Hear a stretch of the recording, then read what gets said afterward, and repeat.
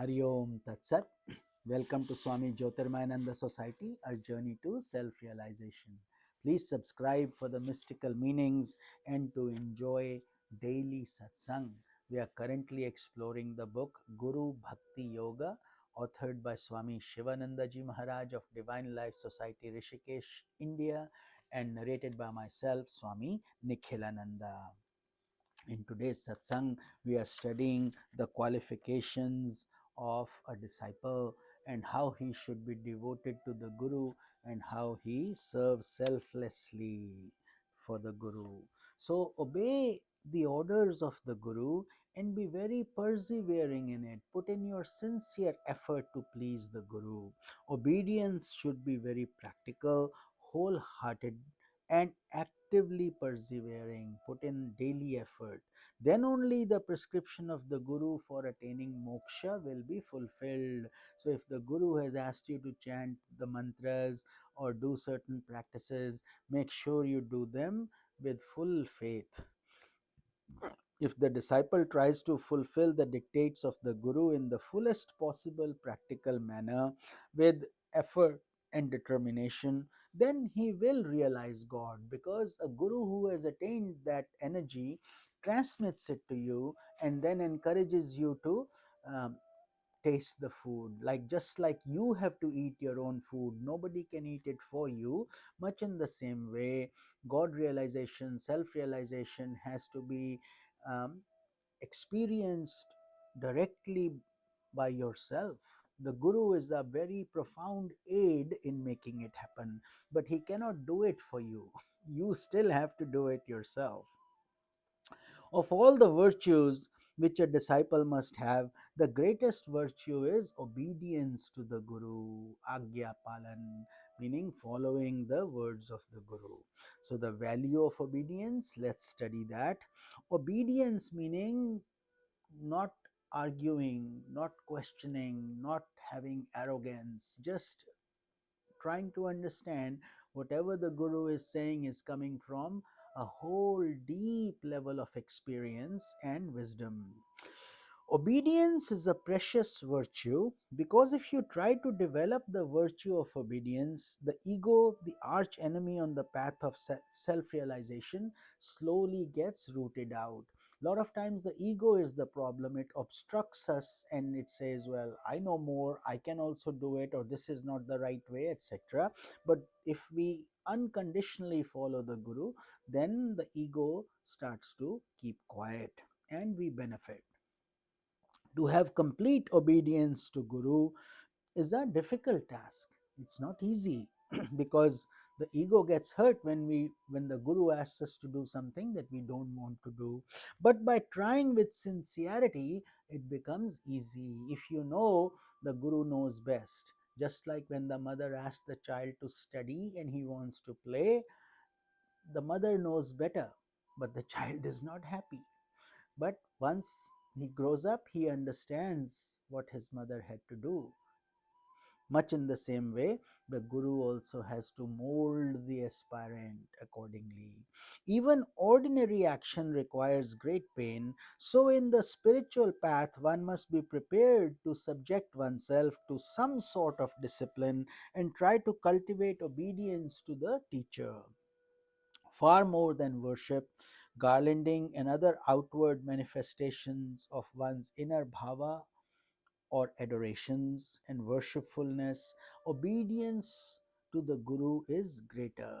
So, all these external shows of affection and etc., prostrating, all those are okay, but much deeper, much better is to be sincere and follow what the Guru says. Obedience to Guru shows true reverence in him. Obedience means trying to act in a way in which the Guru would like one to act. So, become an ideal disciple. Supposing one finds that Guru will not like a certain thing, then one must not do it. That is also obedience, meaning following the Guru in thought, word, and deed. Even if one possesses all the things that are greatly valued on this planet Earth. One possesses nothing if his mind is not fixed on the lotus feet of the Guru, which means we only are accumulating material objects, we are not spiritualizing them. The truth is unity, no doubt, but through the vast stretch of dual experiences, one has ultimately to reach the pinnacle of unity, consciousness, and in this process of attaining devotion to the lotus feet of the Guru.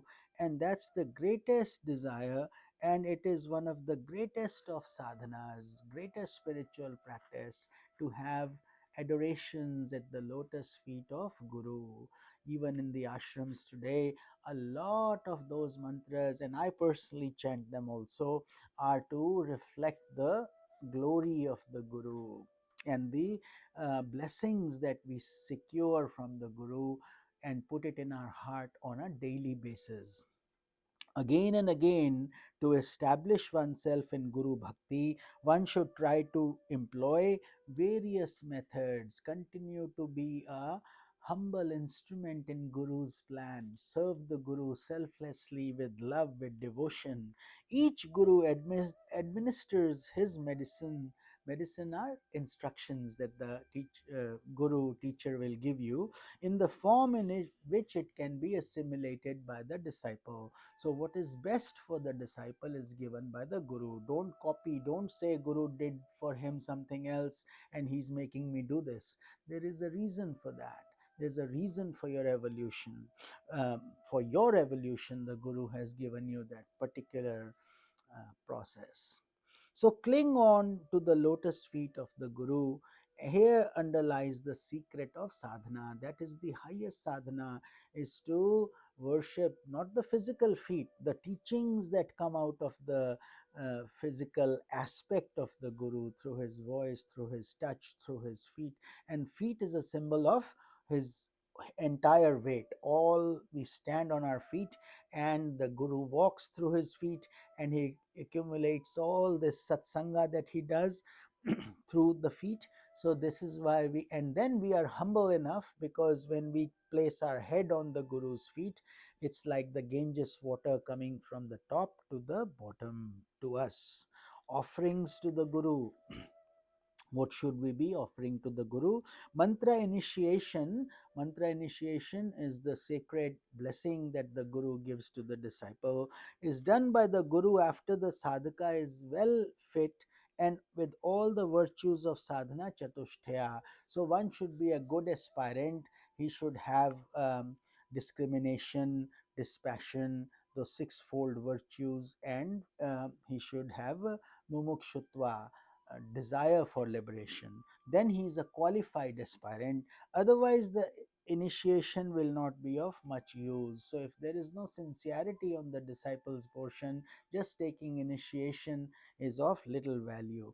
In ancient days, disciple would approach preceptor with the samhiti in his hands, which was firewood. They would approach, and that was a symbol of self dedication and surrender to the lotus feet of the Guru. That, oh Guru, here is this piece of wood, and just like we burn the wood and it turns into ashes, please take my impurities and burn them, so that I may get self realized.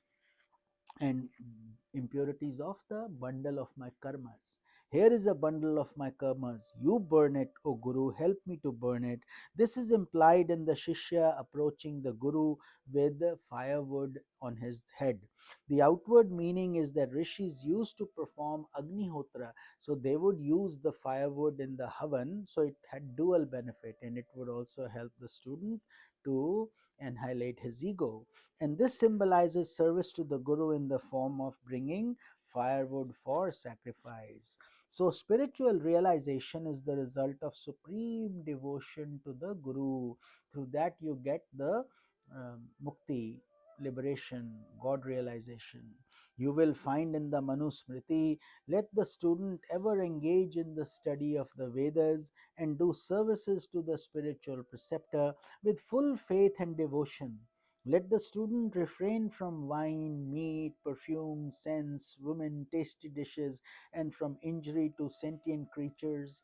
and things like lust, anger, greed, dancing, singing, playing, all kinds of things, dies, gossiping, slander, too much sleeping, and untruth.